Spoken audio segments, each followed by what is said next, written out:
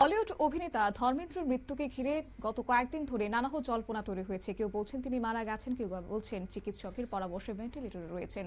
কিন্তু পরিবার সূত্রে সেই অর্থে স্পষ্ট কিছু জানানো হয়নি এখনো পর্যন্ত। তবে হ্যাঁ, যে খবর পাওয়া গেছে, শ্মশানে ইতিমধ্যে পৌঁছেছেন এক ঝাঁক তারকারা, হেমা মালিনী ও সঙ্গে রয়েছে অমিতাভ বচ্চন।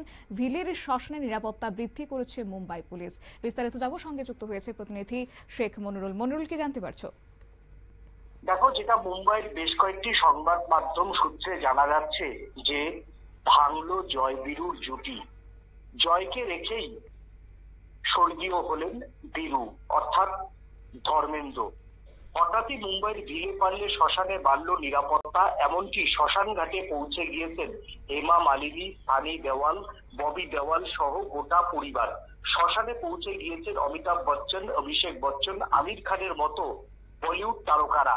যদিও এখনো পর্যন্ত গুরুতর অসুস্থ বলিউডের কিংবদন্তি ধর্মেন্দ্র মৃত্যু সংবাদ নিয়ে তার পরিবারের পক্ষ থেকে কোনো উচ্চবাচ্য করা হয়নি, বা মুম্বাই সরকারও বা মহারাষ্ট্র সরকারও এখনো পর্যন্ত কোনো উচ্চবাচ্য করেনি। সেখানকার তথ্য সংস্কৃতি দপ্তরও এখনো এই প্রশ্নে কিছু বলেনি। যদিও প্রশ্ন উঠছে ধর্মেন্দ্র কি প্রয়াত। একাধিক সূত্র নানা রকম খবর সামনে আসছে ধর্মেন্দ্রর মৃত্যু নিয়ে। ধর্মেন্দ্রর বাড়ি থেকে একটি অ্যাম্বুলেন্সকে শ্মশান ঘাটে পৌঁছাতে দেখা গিয়েছে। কোনো সংবাদ মাধ্যমের দাবি প্রয়াত হয়েছেন শোলে ছবির অমর চরিত্র বীরু।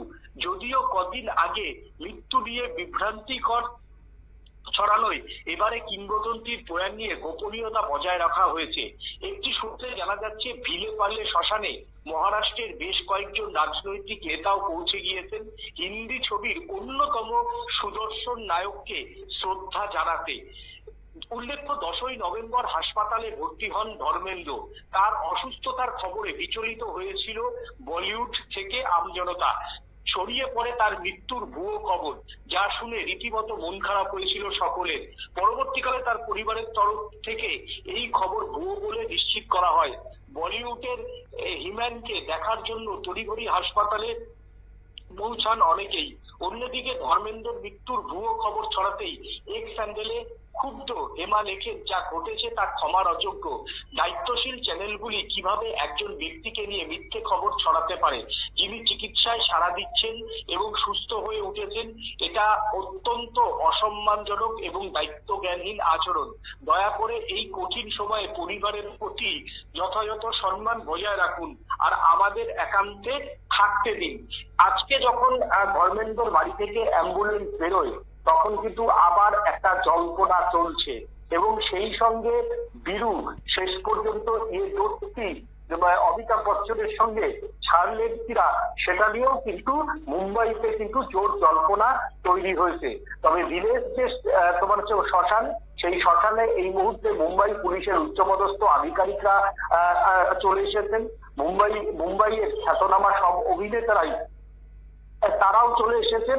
তার ফলে ধর্মেন্দ্রর মৃত্যু নিয়ে কিন্তু নানা রকম জল্পনা চলছে। তবে এখনো সেই জল্পনাতে মহারাষ্ট্রের যে তথ্য সংস্কৃতি দপ্তর, তারা এখনো পর্যন্ত কিছু জানায়নি। ধর্মেন্দ্রর পরিবার থেকেও কিছু জানানো হয়নি এবং সেখানকার যে বিএনপির পক্ষ থেকেও কিন্তু এই খবর নিয়ে কোনো কিছু স্টেটমেন্ট দেওয়া হয়নি।